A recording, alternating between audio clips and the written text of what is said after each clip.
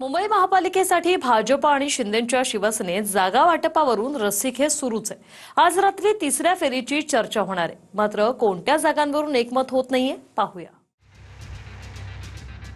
मुंबईत रात्री एकनाथ शिंदेंची मुख्यमंत्री फडणवीसांसोबत 3 तास बैठक झाली, ज्यात मुंबईसह ठाणे, कल्याण डोंबिवली आणि नवी मुंबई महापालिकेत युती करून लढण्यावर एकमत झालं।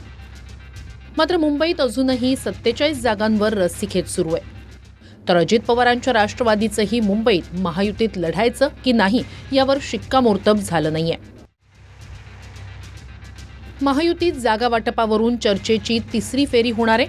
मुंबईत एकूण 227 जागांपैकी भाजप आणि शिंदेच्या शिवसेनेत 180 जागांवर एकमत झालं।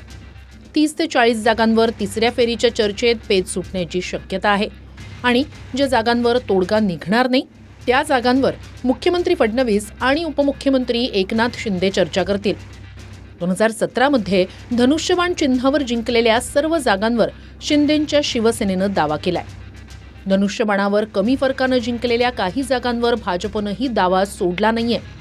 यासोबतच 2017 मध्ये भाजप ज्या जागांवर दुसऱ्या क्रमांकावर राहिला त्या जागाही भाजपलाच लढायच्या आहेत।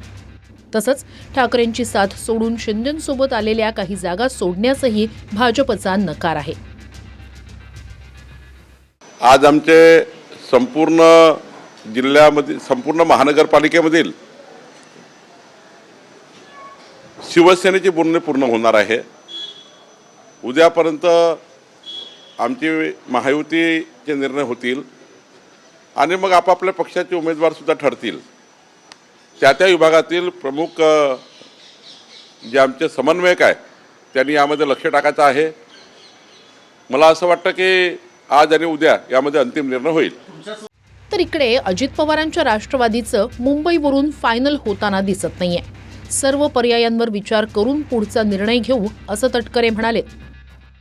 मुंबईची माझ्या सर्व सहकाऱ्यांची ज्येष्ठ सहकाऱ्यांची बैठक मी आज बोलवलेली आहेच। त्याच्यामुळे पर्याय 1 पर्याय 2 याची चर्चा प्रत्येक राजकीय पक्ष करत असतो। एका राष्ट्रवादी काँग्रेस पक्षच करते असं नाही।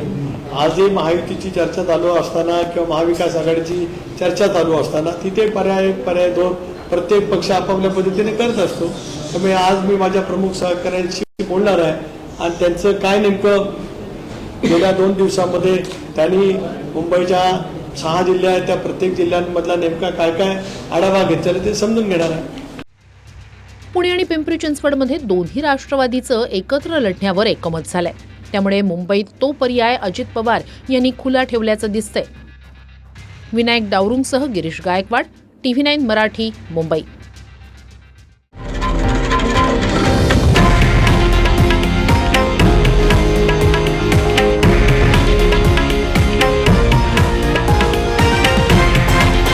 हे आहे देशातील नंबर 1 न्यूज नेटवर्क आणि आपण पाहत आहात TV9 मराठी, एकमेव।